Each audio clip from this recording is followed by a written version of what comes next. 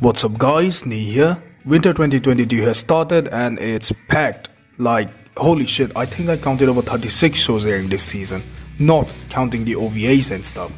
So it's really hard for the average anime fan to know which shows to look out for. Thankfully, I'm here to do it for you. I scrolled through the entire Winter 2022 page, watched all the previews, read all the synopsises, and I have to say, it was painful. Now the shows which I'll be talking about in this video are the shows that I personally will be checking out. Most of the top shows during this season are basically the new seasons of already existing anime franchises, out of which I'll be talking about a few, but we'll be skipping over a lot of them either because I haven't watched them yet or caught up to them. They're on the screen right now. I also won't be talking about Waltz and Harem.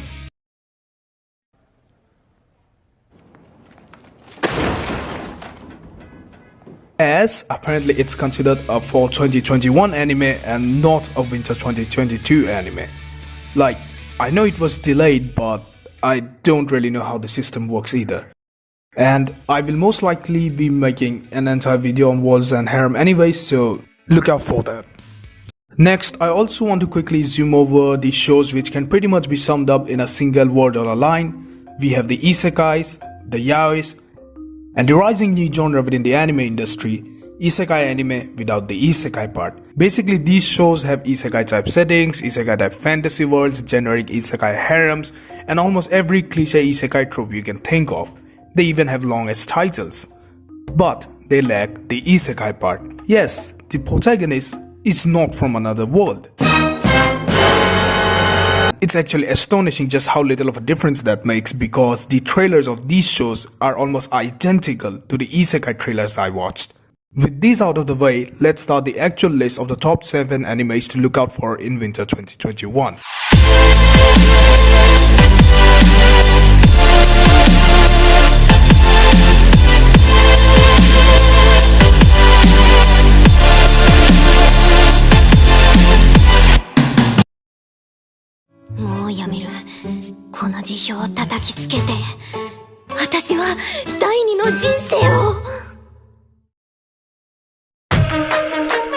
At number 7, we have a show called Hakozume, or Police in a Pod. According to the synopsis, we follow the story of a female officer named Kawai. Kawai is fed up of her job and is about to resign when she meets the new director of her station.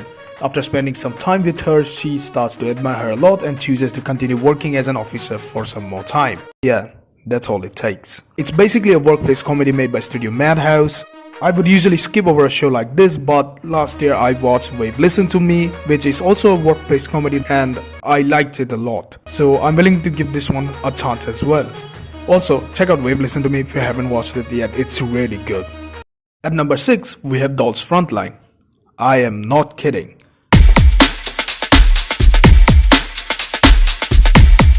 Now, I know what you're thinking.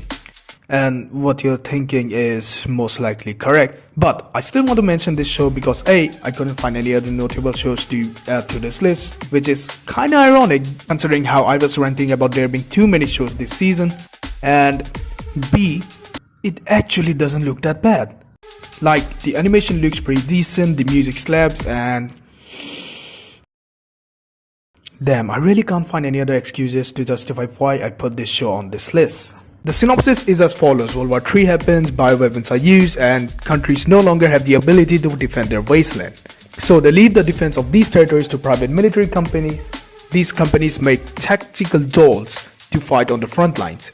Just look at this premium tactical design. This anime is based on a mobile game and most likely is a promotion anime for the game. So if you like anime girls with guns, feel free to check it out.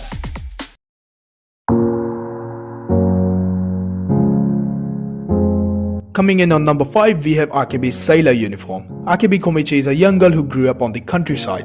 She wins an entrance into the prestigious Robai Academy Middle School for Girls.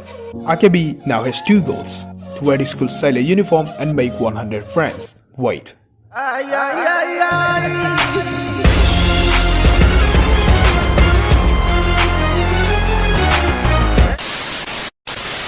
It's a slice of life anime made by Studio Cloverworks. The animation is absolutely gorgeous, and I was liking the trailer quite a bit until the part where character casually sniffs a nail cutter after clipping her toenails with it.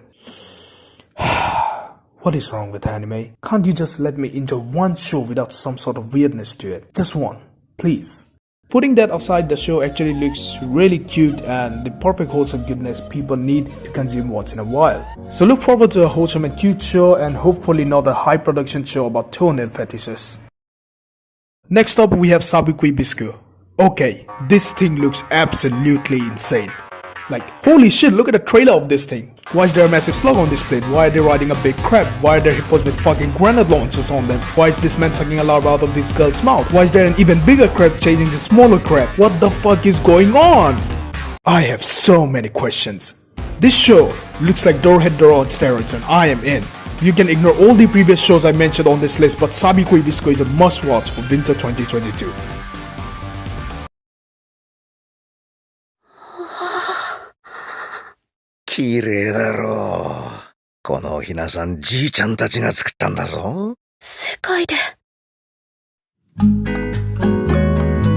At number 3 we have My Dress Up Darling. We follow the story of high school student Wakana Gojo. Gojo has had a love for traditional dolls since his childhood and dreams of becoming a doll's craftsman. Gojo is an introverted loner who often spends time making doll costumes on the sewing machine in the school's clothing room. On the other hand, we have Marin Kitagawa.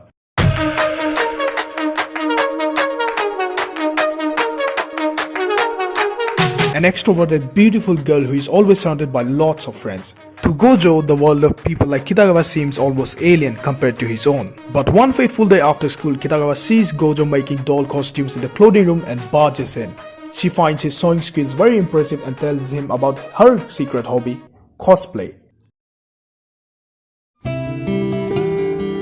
She requests him to make a cosplay costume for her. Gojo is hesitant at first because he has never made a life-size dress before, but agrees to take on the task when he sees how passionate Kitagawa is about cosplaying, much like he is passionate about doll making. It's a slice-of-life romance anime with beautiful animation made by, once again, Studio Cloverworks. The trailers of this anime was really good and immediately gets you interested. Definitely look forward to My Dress Up Darling this season.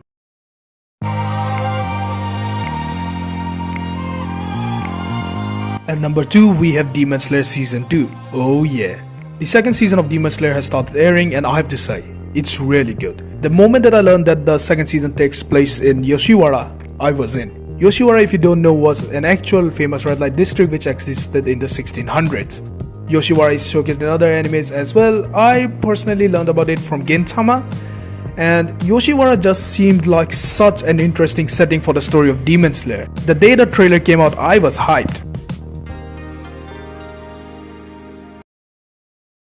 Putting Yoshiwara aside, let's talk about the anime itself for a second. I'm actually not that big of a fan of Demon Slayer. I think it's kinda overrated.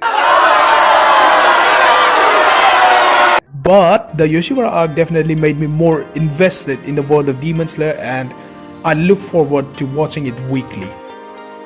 Oh, and that Mark Yosin is a new core memory for my brain. Number 1, Attack on Titan Season 4 Part 2. The final season of Attack on Titan. The end of a saga. Attack on Titan is one of my favorite animes of all time and I hold it really close to my heart. The story of Attack on Titan is one of the few stories that made me go, holy shit, this thing's a bloody masterpiece. It will be hard to find an anime fan who hasn't watched Attack on Titan yet, so I don't think I need to talk about this series a lot. However, there is one issue that I would like to talk about.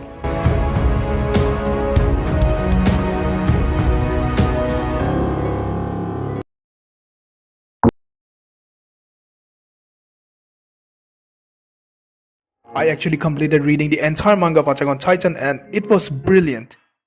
Till the last chapter. Now the second last chapter is pretty much where the actual story ends and till that point it's still a masterpiece. The last chapter, however, which is technically an epilogue of the story, was not very good. And the reason for that is that it felt very rushed and it left a few plot holes in the story. And I don't think it's actually Isayama's fault. I think he had to complete the story within a limited number of chapters for reasons I don't know, and that's why this happened. But here's the good thing, I have heard rumors that there are chances that they will be changing the ending a bit for the anime and I hope that fixes the problem with the manga. Attack on Titan is a journey that millions of fans have taken part in over the last few years, and a story that many of us love from the bottom of our hearts. I hope this story gets the ending it deserves. I look forward to the ending of one of the greatest animes of all time. If you like this video, be sure to like and subscribe. Let's put a goal of 15 likes on this video. Share this video with your friends. If there are any other shows that I missed or that you want to recommend, feel free to use the comment section. Check out these other videos on my channel, and I'll see you all next time.